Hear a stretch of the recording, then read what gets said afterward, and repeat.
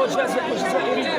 نشكر جميع الجزائريون ونتمنى منكم أن وقفتكم هذه دائمة حتى تنتهي هذه الحرب ونحرر فلسطين.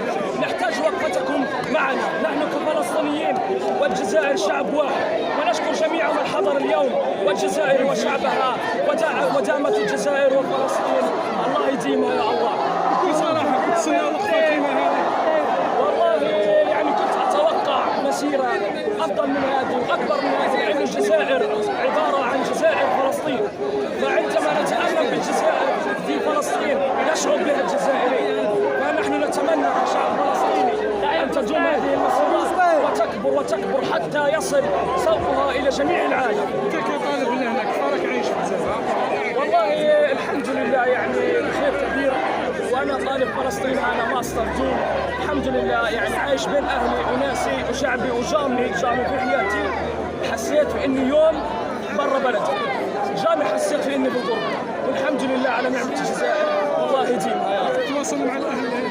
والله بالنسبة للتواصل عندنا في فلسطين يعني تقريبا كل أسبوع مرة لحد ما نحكي مع الأهل مدة 5 دقائق، لأنه لا يوجد إلكتريسيتي ولا إنترنت ولا ماء، حتى لدرجة أنهم هجروهم من جميع منازلهم، لدرجة أنه في شقة تبلغ مساحتها عبارة عن غرفتين فيها 40 واحد.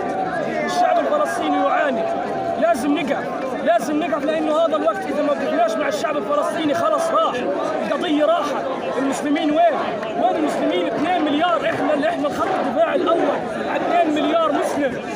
وين العرب؟ وين المسلمين؟ إذا وقفتوا معانا بدنا تحرير. نتمنى الحكومات العرب كلها تقوم. شكرا.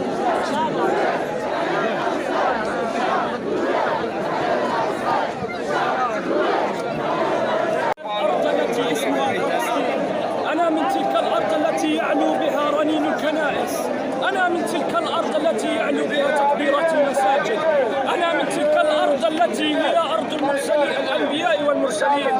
نقول لجميع المسلمين الذين عددهم 2 مليار مسلم، نقول لكم نحن الشعب الفلسطيني خط الدفاع الأول عن كل مسلم. اقفوا معنا في هذا الوقت، نحتاج وقفتكم الآن.